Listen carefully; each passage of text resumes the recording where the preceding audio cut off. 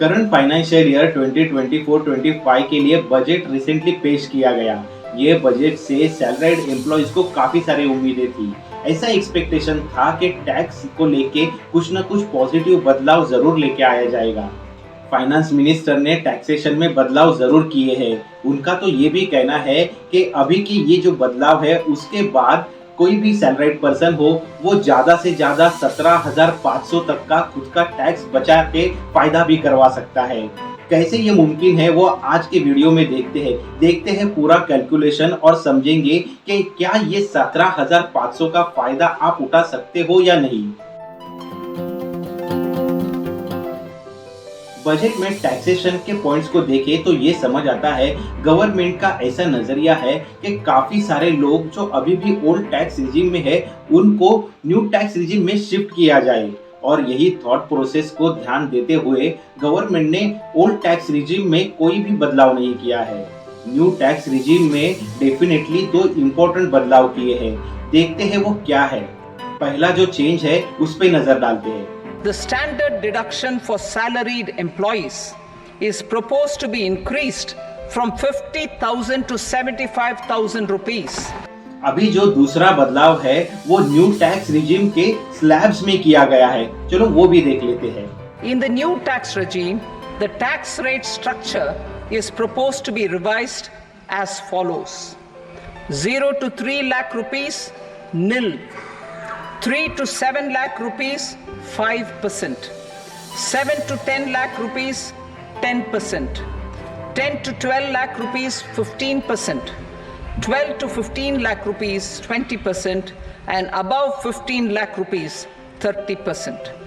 As a result of these changes, a salaried employee in the new tax regime stands to save up to 17,500 rupees in income tax. अभी ये 2 important changes देखने के बाद ये 17,500 का फायदा हम कैसे उठा सकते हैं उसका कैलकुलेशन देख लेते हैं। मान लेते हैं किसी की इनकम 15.75 लाख है, तो उसके लिए एग्जिस्टिंग न्यू टैक्स रिजीम के अनुसार क्या टैक्स लायबिलिटी बनती है वो चेक करते हैं। पहले 3 लाख के लिए कुछ भी टैक्स नहीं देना है। वैसे ही अभी आगे 3 से 6 लाख के लिए 5% टैक्स देना है, वो निकल के आएगा 15,000। 6 से 9 लाख के लिए 10% का टैक्स देना है, उसके लिए 30,000 का टैक्स होगा।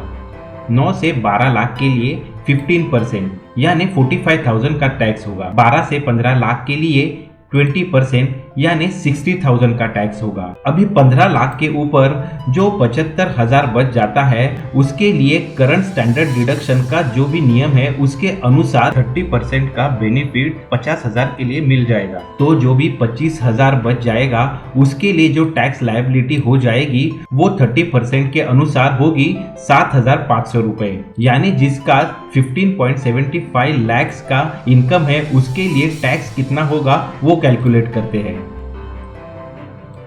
वो होगा 1,57,500। अभी सेम इनकम के लिए प्रपोज टैक्स चेंजेस के अनुसार क्या टैक्सेबल लायबिलिटी होती है वो हम चेक करते हैं।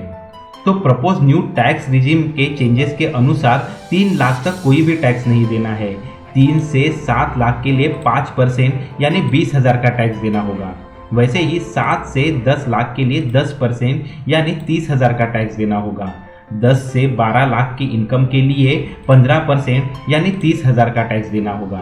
वैसे ही 12 से 15 लाख के लिए 20% यानी 60,000 का टैक्स देना होगा। अभी ये 15 लाख के ऊपर का जो भी 75,000 का इनकम है उसके लिए नए स्टैंडर्ड डिडक्शन के रूल के अनुसार कोई भी टैक्स नहीं देना है। तो अभी फिर प्रपोज चेंजेस के अनुसार हम टैक्स लायबिलिटी चेक करते हैं सेम इनकम के लिए, तो देखते हैं क्या निकल के आती है। ये निकल के आती है 1,40,000। तो अभी कितनी सेविंग हो रही है वो हम यहाँ पे चेक कर सकते हैं। जो भी डिफरेंस है वो हमारे लिए जो प्रपोज चेंजेस है उसके अनुसार सेविंग है, और वो निकल के आती है 17,500 रुपये। और यही निर्मला सीतारमण जी ये बजट में जो बेनिफिट बता रही है वो है। तो क्या आपकी इनकम के लिए क्या आप पूरी तरीके से ये 17,500 का बेनिफिट ले पा रहे हो वो कमेंट करके ज़रूर बताना। बजट 2024 के लिए आपका क्या व्यू है वो मुझे कमेंट करके जरूर बताना। पैसा संभालना, बचाना, बढ़ाना, इनके रिलेटेड वीडियोस ये चैनल पे आते रहते हैं, तो इसे आप जरूर सब्सक्राइब करें। जल्द ही मिलते हैं नेक्स्ट नॉलेजेबल वीडियो में। Thanks for watching.